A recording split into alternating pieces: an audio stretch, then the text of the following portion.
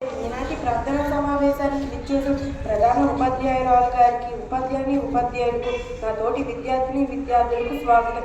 ముందుగా సుజలాం సుఫలం అంటూ సాగే మన జాతీయ గేయమైన వందే మాతరాన్ని ఆలపిస్తాం.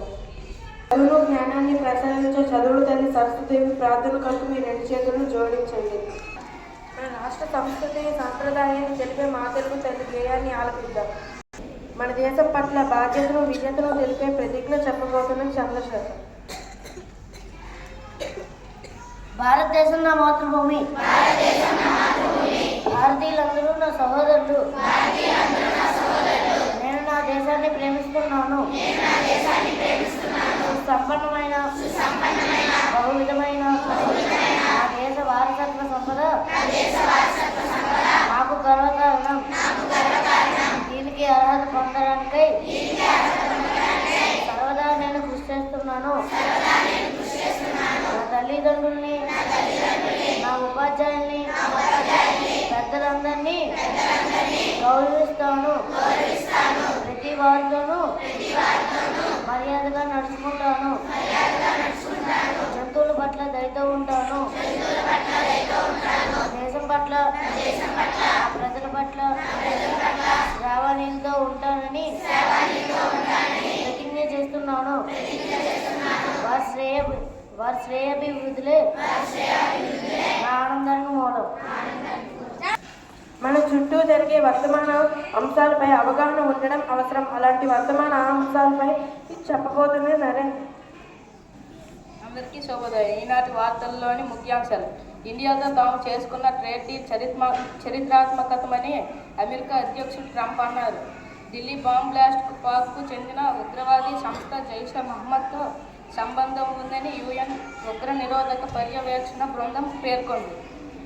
ఇకపై అన్ని అధికార కార్యక్రమాల్లోనూ వందే మాతరం గేయం తప్పనిసరిగా పాడాలని, ఆ సమయంలో ప్రతి ఒక్కరు లేచి నిల్చోవాలని కేంద్రం ఉత్తర్వులు జారీ చేసింది.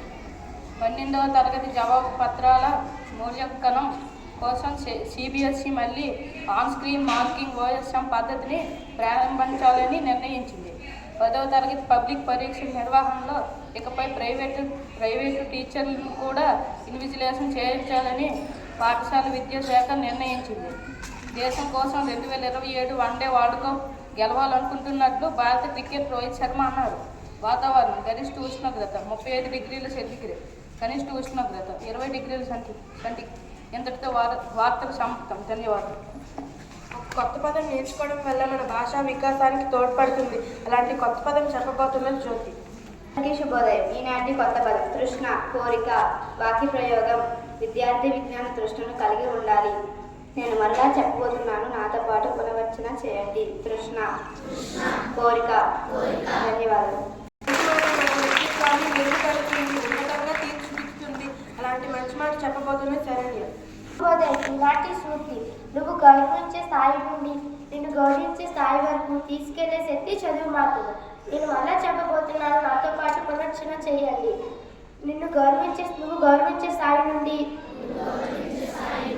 నిన్ను గౌరవించే స్థాయి వరకు తీసుకెళ్లే శక్తి చదువు మాత్రమే. ధన్యవాదాలు. అందరికీ శుభోదయం. ఈనాటి పొడుపు కథలు. మొదటి ప్రశ్న: చూస్తే ఒకటి, చేస్తే రెండు, తలకు తక్కువ ఒకటి డోపు. ఏమిటది? నేను మాట్లాడబోతున్నాను.